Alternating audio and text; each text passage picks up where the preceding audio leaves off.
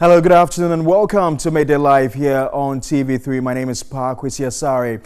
Coming up in the next 60 minutes, we bring a compilation of local plus international stories. And coming up in the headlines, Media General to hold dialogue on political vigilantism. Meanwhile, some civil society organizations have called for broader stakeholder involvement in finding a lasting solution to the menace. Still ahead in the bulletin, University Teachers Association of Ghana, UTAG, demands immediate resignation of Vice Chancellor of the University of Education, Winneba, Reverend Professor Afo Boni, and the reinstatement of dismissed lecturers of the university. And elsewhere on the international front, UK MPs to vote on whether to block the UK from leaving the EU without a deal on the 29th of March after again rejecting the Prime Minister's withdrawal agreement. We've got details of these stories plus many more, including the very latest in business and sports, all coming up in the next 60 minutes. Thank you very much for your time. Remember, we're streaming live on Facebook. You can also join us with your views, comments, and suggestions on any of our top stories this hour. Visit any of our social media pages on Facebook and on Twitter.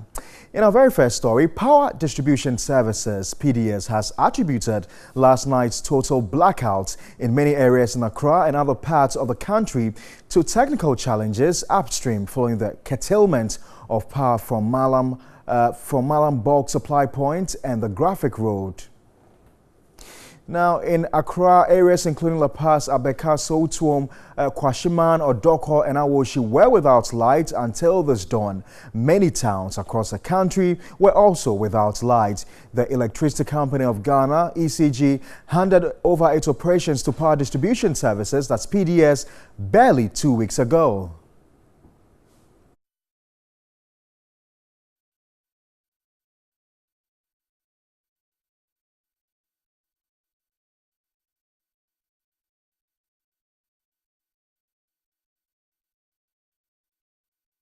All right, so away from power, let's do some politics now. And the National Democratic Congress, the NDC, has dissociated itself from claims by one of its key members, Joseph Yamin, that the party will not disband vigilante groups it is associated with. The former Deputy Sports Minister in media report has indicated that the NDC will not heed to calls by the president for the two main parties to disband their vigilante groups or any such group associated with them. A statement signed by its General Secretary Johnson Esedu Nketia indicated that the position of the former Deputy Ashanti Regional Minister does not represent the views of the party on the vigilante menace, now indicating that the party will continue to support and participate in any efforts aimed at ending the culture of political violence. The party has since invited Joseph Yamin to clarify the said reportage.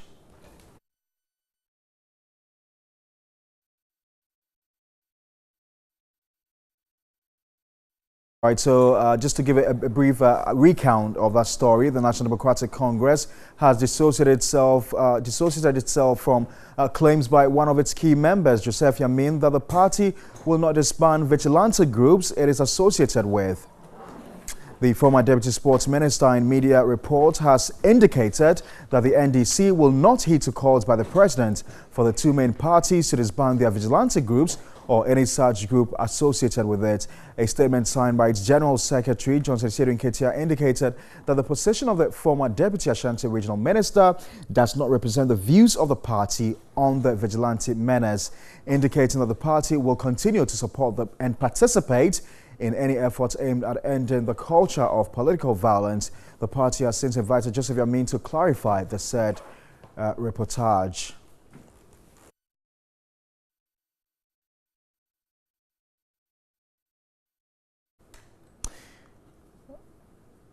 All right, so away from the NDC, there's some good news here because there's been a clarion call to end political vigilantism after violence which characterized the General 31 Ayawase West Worgon by-election. However, events in the past few weeks have revealed a rather lackadaisical attitude from the key political actors.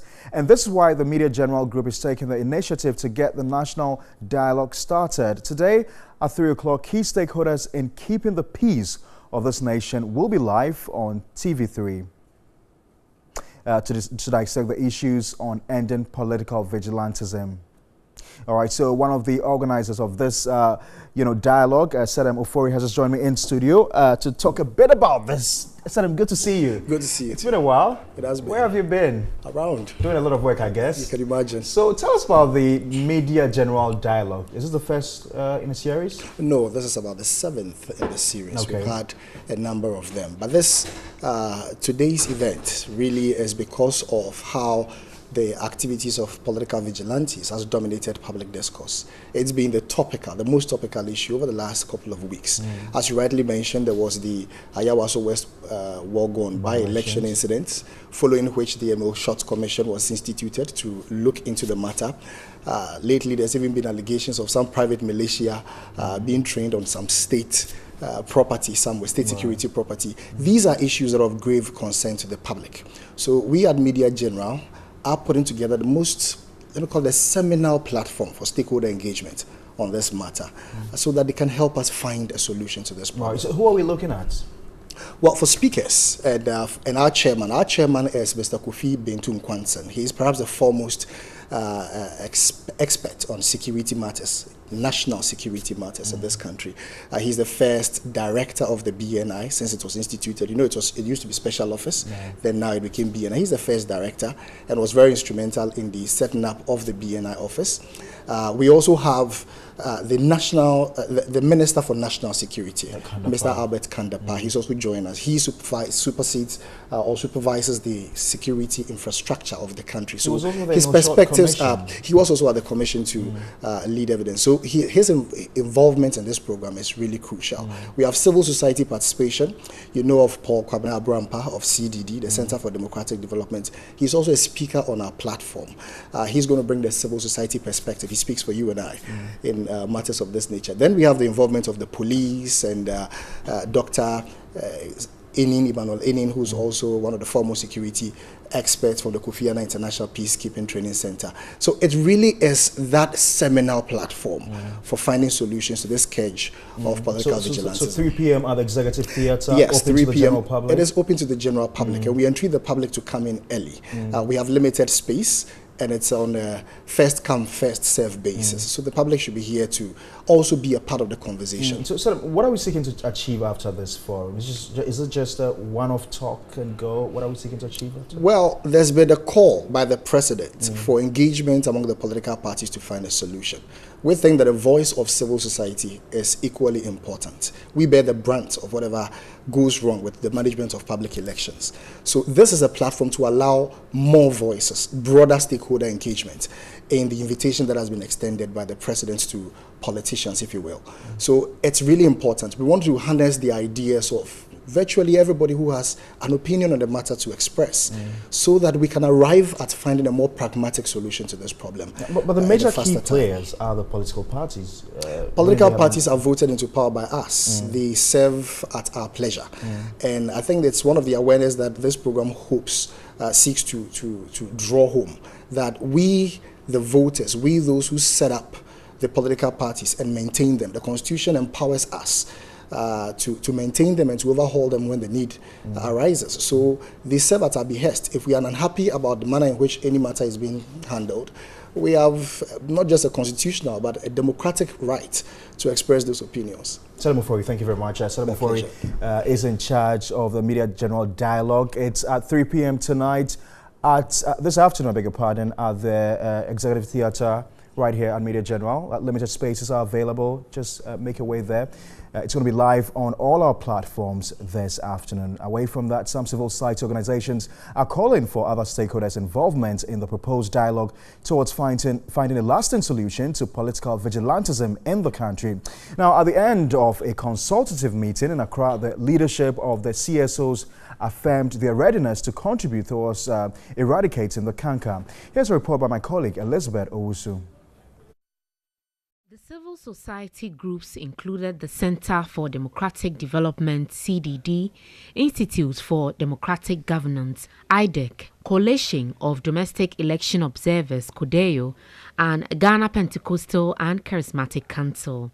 At a news conference at the end of a consultative meeting of individual CSOs, Executive Director of the YAC Foundation, Dr. Angela Dramana Abuaje, urged that it is necessary for other parties to take part in the dialogue since the issue affected a larger group outside the two major parties. The recent media expose of the leaked tape of the alleged pronouncements of the chairman of the NDC and the documentary on the operations of the DI group at the Osu Castle have heightened public anxiety and fear and raised doubts about the sincerity and commitment of the two political parties to the dialogue.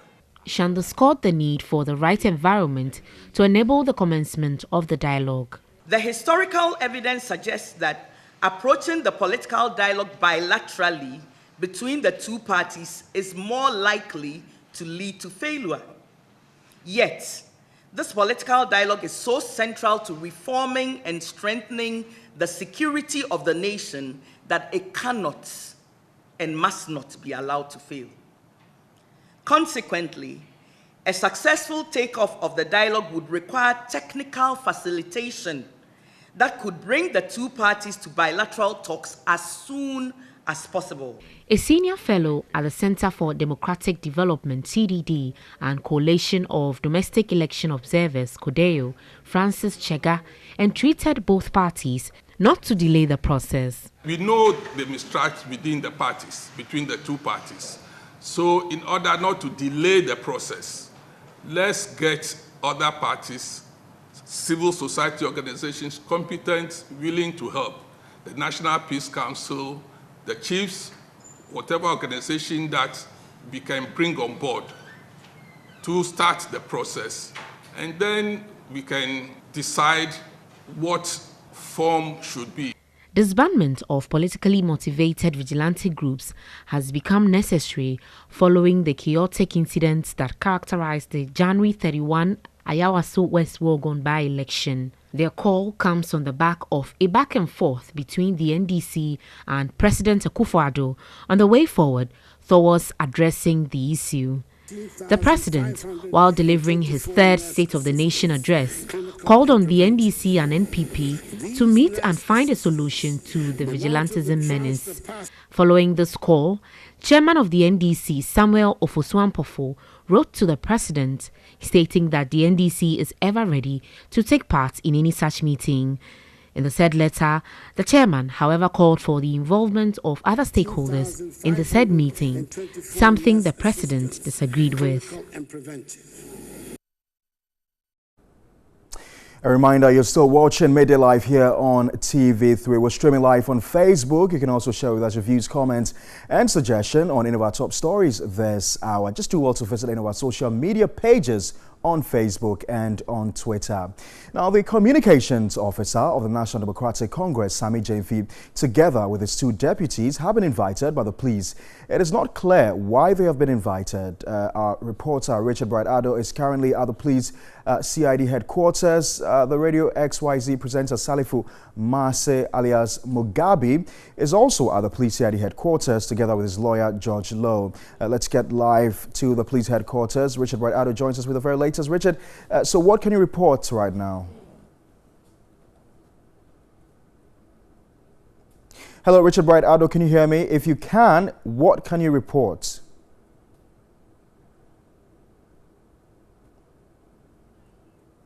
Well, I'm afraid I'm unable to reach Richard Bright-Addo on the phone lines. Would try and re-establish contact with him and bring him back on the phone line as and when we do. Now, away from that, the University Teachers Association of Ghana, UTAG, is demanding an immediate resignation of the Vice Chancellor of the University of Education Winneba, UEW, Professor Afol Bruni, and the reinstatement of the dismissed lecturers of the university. The new Vice Chancellor is reported to have dismissed some lecturers who openly disagreed with him and his management style and policies in running the school.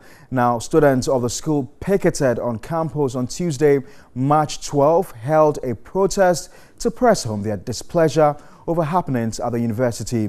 UTAG also declared support for the demonstration of the students over the developments, but urged them to be cautious as they press home their demands.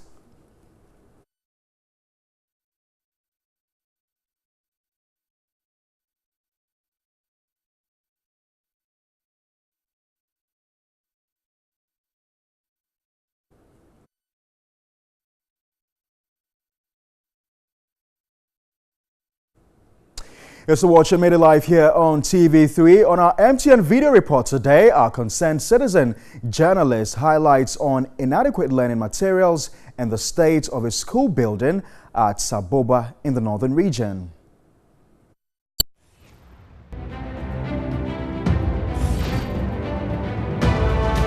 A school in Saboba district, it was being abandoned since 2011.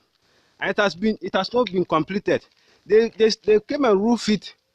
To date, they've not come to complete it for us. When the rain is even coming, they run home. This is where our students normally sit. You can see a teacher teaching them under shade. When it is 12 o'clock, the teachers, they have to close them. Because the teacher himself, when the wind is blowing, he looks dirty. And all things are distracted out here. Teaching and learning is not effective here. We're appealing to those people who are concerned to come to our aid to complete this school for us.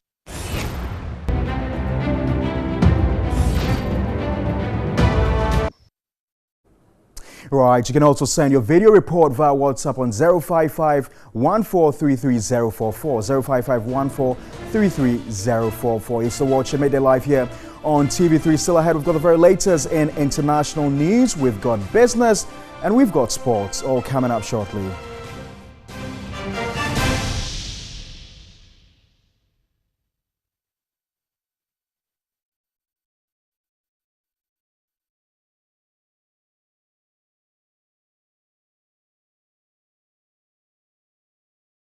Mama Pacho, me de misika kwa koto sikakwabi ha besisi amen. Kofi enti bebrebe koso wo tie. A wo twa koso. Do sika koto sikakwabi ho. Oh mami, e mane how cry. Pini o kire. And say Ghana sikakwabi about time e Bank of Ghana. E de hihie gu akwan mu a e be hye sikakwabi ahodo no mu kena na bu esika so ho ban. Nti mami wo da. Oh Kofi, eya sempa po. We kire se esese nyina e tokoso. Ne ye de sika koto sikakrabia ahodo. Na mmom ye fo ye sika nkoto to kwanchen sikakrabia. Wo munni tumi krata na fe so o hyebo akese. Ne ba se akoji sika na ne sika na yira.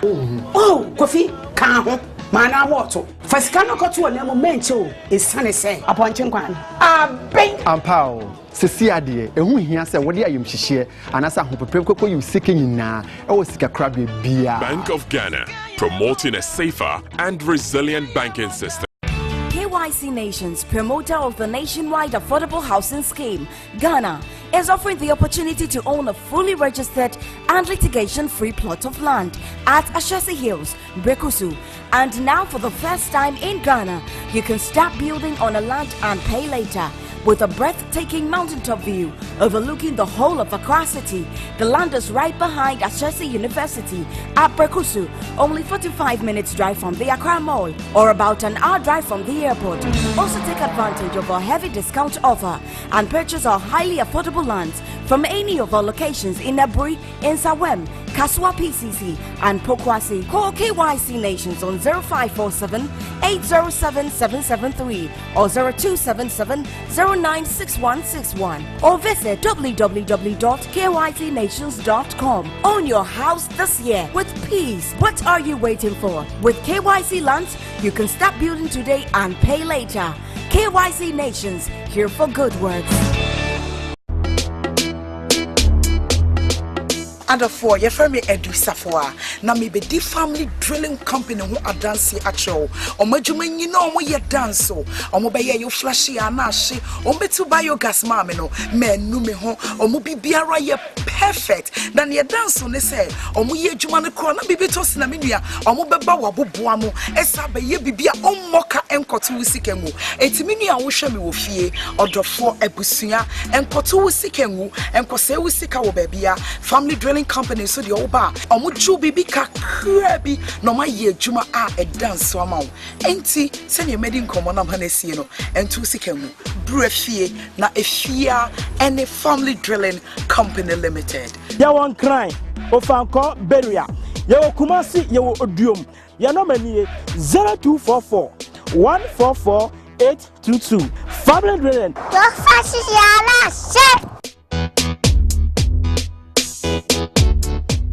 Transitions Funeral Home. We create the very excitement your outdooring brought to your family. We believe your welcome is as important as your farewell, and everybody's experience has to be different. Take all the time you need to grieve your loved ones while we handle everything that comes with a funeral with our comprehensive funeral services. From our iconic and state-of-the-art funeral home at Hacho, we believe every detail is important, and this is evident in our funeral arrangements. We have stylish caskets of every shape and type. Hearse services. Let's save the time of moving from the church to the reception area. We have it all on the same premises. Embalming like a soothing massage will bring your deceased home with the best welcome team. We believe in personal space and privacy, even in death. Trust us to choose the final resting place for your loved ones. We go all out to make your loved one's last impression one to hold on to for life. Transitions, the last to let you down.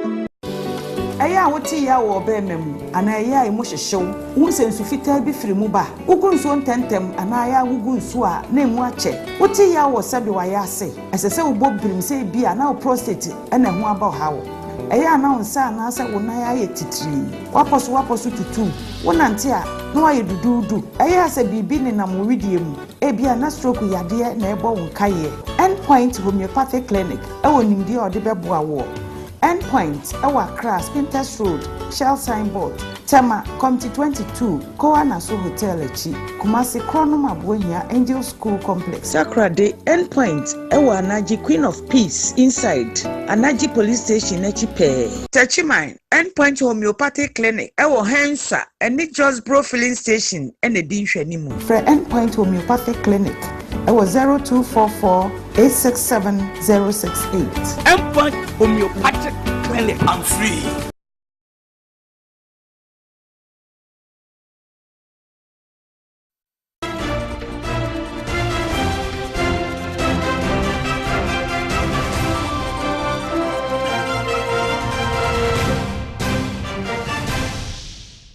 All right, so you're welcome back to Midday Live here on TV3. Thanks very much for staying tuned to TV3. Let's go to Parliament now because the Auditor General has cited the Computer School Selection Placement Secretariat for printing duplicate scratch cards, which were sold for over 1 million Ghana cedis. Well, the 2016 Auditor General's report cited the Secretariat for printing over 600,000 scratch cards between 2010 and 2012.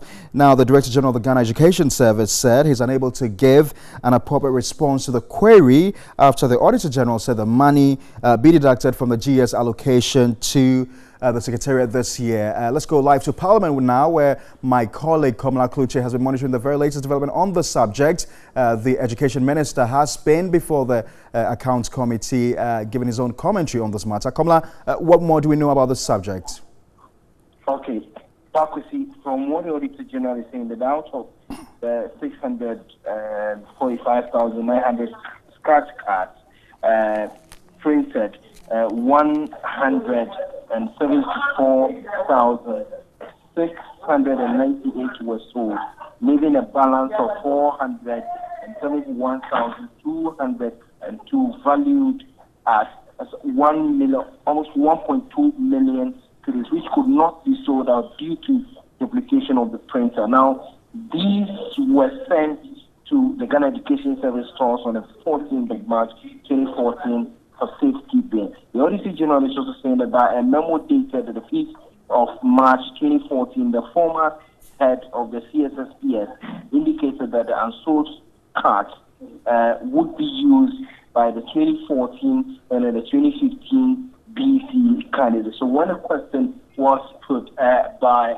Ras Mubarak, who is a member of Parliament of Mbungu, the Director General of the Ghana Education Service first, the Minister of Education, Dr. Matthew Poku-Pempe, referred a question to the Director General, who said that from his understanding, the cards have been recoded and used subsequently, but he is unable to tell whether for the period of 2014 to 2015, which the cards should have been used, were used. As it stands now, the Ministry of Education and also the Ghana Education Service has not been able to convince the committee or that the Parliament Accounts Committee on how much the state has lost as a result of this. But the Auditor General is saying that over 1.2 million have been lost to the state as a result of the printing of those depreciated cards.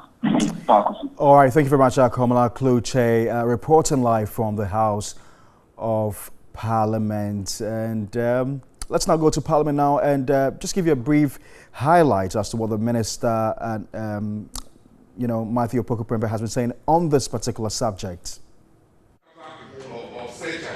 But these bodies, once they collected public funds, they must also be accountable. And the person who we have all nominated to do this accounting for us, transparency, is the Auditor General. So if you are related to Christian Council, that in our books you came to take this money, retire, come and retire, you would have gotten an answer. But you came and gave a recommendation. It was done and they didn't recover. It was only last week. Okay. So do the research charges of Christian Council. Let's see. Let's hear from the auditor. Mr. Chairman, these documents were brought to us only last week. These documents that we have, they were brought to us only last week. From Christian Council. From GES. From GES. Regional office. They gave out the money and they... So I think that the auditors, we have to do a follow-up. To authenticate this document, do a follow-up. Please, auditors, do a follow-up.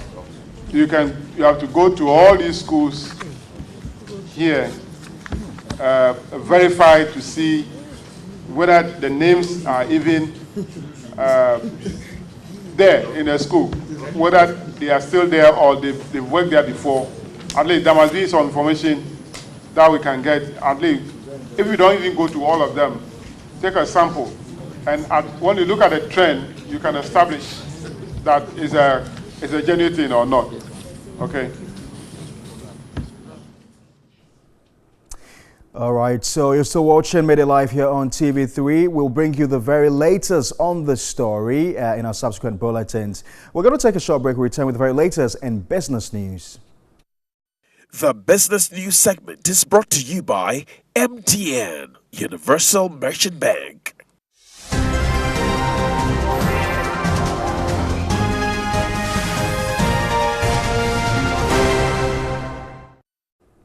All right, thank you very much for joining us here on the business news segment. Now, the Institute of Chartered Economists of Ghana, ISEARCH, has suggested the central bank should reduce the foreign currency balance of banks from 10 to 5% of their net own fund to shore up the city's value. The Chief Executive Officer of ISEARCH, Gideon Emisa, noted the 400 million cities new capital requirements for the banks has positioned them to hold more foreign currency, thus putting pressure on the local currency. At the previous minimum capital of 120 million cedis, the foreign currency balance required by the banks was 10%. This means the banks could hold forex to the tune of 12 million cedis as forex dealers. While the minimum capital has been increased to 400 million cedis, the forex balance of the banks is still pegged at 10%. Now the banks can hold 40 million cedis worth of foreign currency balance of the net-owned fund. Gideon Emisa is of the view the recapitalization that increased the capital base of the banks is putting pressure on the city. There is a room for the net position, as in forex that they can hold, should also be regulated.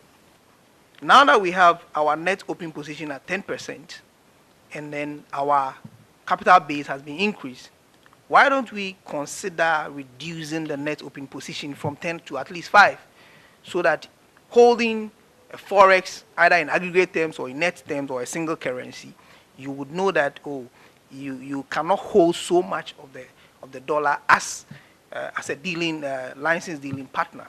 The Institute of Chartered Economists of Ghana, ISEG, observed the two-way policy guideline by the central bank to forex dealers may not be effective.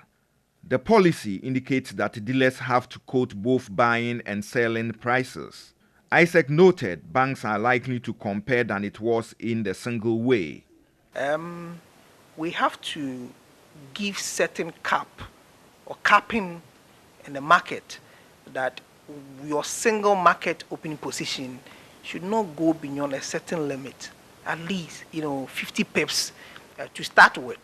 And once you are coming in the market of the previous day, you go by what was the closing price of the previous day. CEO of the institute requested government to resource the Ghana Revenue Authority to handle transfer pricing to reduce the amount of money repatriated from the country.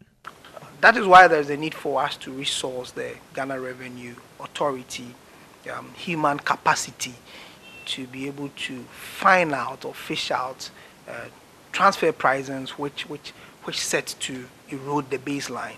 So when there is baseline erosion, some of these repatriations, it will be very difficult for the Ghana Revenue Authority to fish it out. These are short-term measures that deal with the monetary side to help shore up the local currency.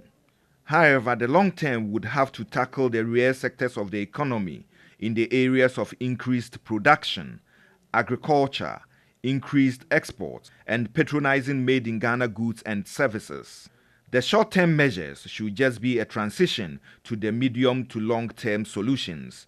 Eben Ajekumbuatin, TV3 News, Accra.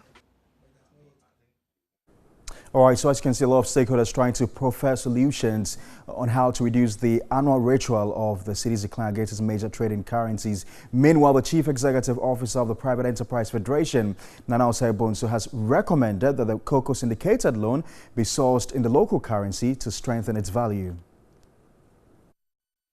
The CEO of PEF, Nana Osei-Bonsu, explained that the current regime of sourcing cocoa syndicated loan in foreign currency needs to be reviewed. Whenever government wants to finance cocoa, we get a syndication from overseas in foreign currency. Why do we do that? Because we don't buy from the smallholder farmers in foreign currency. We buy in cedis. So why don't we syndicate the cocoa loans here? And so if we do in local currency, we get the local banks to participate. So in the best for all of us, because the farmers are getting paid, the local banks have business to do, and we get the benefit of the foreign exchange when we sell the products overseas. There is always the view that the local banks do not have the capacity to do big-time ticket transactions. But the Private Enterprise Federation boss has a solution. We don't buy them in bulk. We can syndicate, we lease them in tranches, and use that local currency to buy the cocoa from the farmers. When we export the bulk of the cocoa, we get foreign exchange. The entire foreign exchange will accrue to the government. The Institute of Chartered Economists of Ghana indicated the recapitalization of the banks should position the local banks to participate in the cocoa syndicated loan. We can begin to get them to syndicate so that we don't necessarily have to go outside and get it in foreign exchange. When the time comes for us to repay, then we would have to go back, exchange it to CD, to dollars. When you do that, you always go back and then forth. So there is a need to reconsider that proposal where the syndicated loan would be raised in Ghana from the Ghanaian banks and in local currency. All right, let me tell you about inflation for the month of February 2019. It was 9.2%. This was a marginal increase of 0.2 percentage points from the 9% recorded in January. This means that the change in the general price level was 9.2% over the one-year period from February 2018 to February 2019. The monthly change rate for February 2019 was 1%. This means that the general price level went up by 1% between January 2019 and February 2019. The food inflation rate for February 2019 was 8.1%, compared with 8% recorded in January 2019. The non-food inflation rate for February 2019 was 9.7%, compared with 9.5% recorded in January 2019. The non-food inflation rate of 9.7% is 1.6 percentage points higher than the food inflation rate of 8.1%. The inflation rate for imported items was 10.6% in February 2019, compared to the 10.8% recorded in January. The rate of inflation for locally produced items was 8.6% in February 2019, compared to the 8.3% recorded in January 2019. The inflation rate for imported items in February 2019 of 10.6% was 2 percentage points higher than that of locally produced items, which is 8.6%. All right, so that's all for the very latest in business news. If you want to read more business stories, do log on to our website, 3news.com. We'll take a short break. When we return, we'll bring you the very latest in sports news.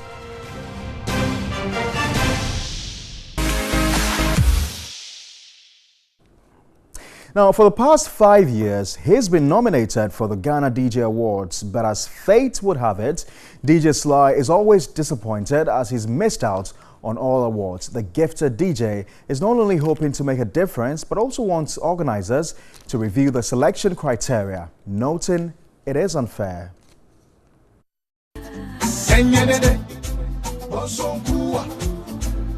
Every Ghana DJ Awards, I'm nominated.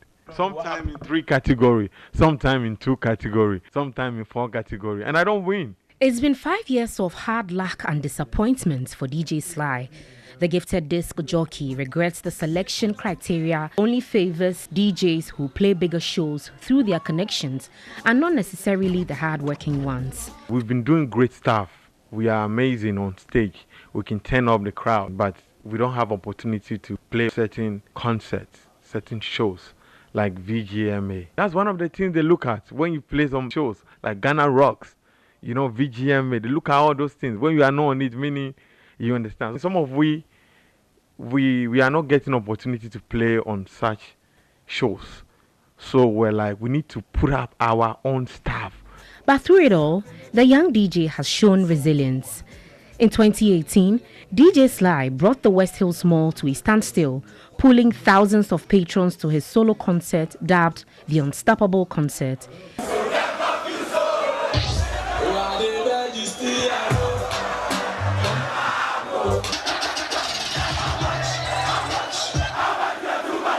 He's convinced the self-organized concerts proved and asserted him as a force to reckon with. It was a DJ concert, and it was basically about me. I haven't mentioned like the best artist in Ghana is coming to the show. It was about DJ Sly, the Unstoppable Concert, and I had 30,000 people. Actually, the West Hill Mall was choked. The versatile DJ looks all set to change the narrative at the 2019 DJ Awards. It, however, remains his hope that the criteria is reviewed. If you said you are the best DJ in Ghana, this is where they have to see. Because I believe if you are connected to people, they can put you on every show in Ghana. But it shouldn't be if you are the DJ for VGMA. If you say you are big in Ghana, put up a concert to see the numbers. That's what makes you big. The jury needs to be focusing on that. Not you playing like Shatawale is doing a concert, you go and play, or Stoneboy is doing a concert, you go and play. I believe you doing your own concert. Yeah, it shows how big you are. It's just like Artist of the Year, VGMA.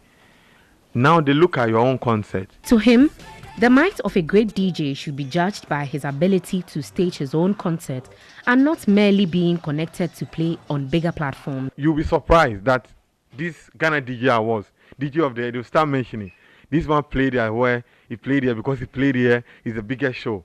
But they've forgotten that some of we did our own stuff, our own concert, and it was equally huge, and it's not right.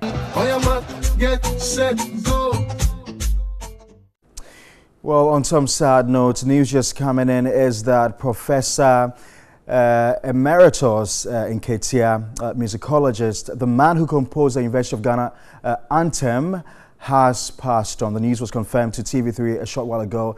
We'll bring you the very latest in terms of what's been happening with him and his family, and his very last conversation he had with TV3 later in our subsequent bulletins. That's how we conclude news midday live on TV3. Thanks for watching. My name is Pa Kwesi Asare.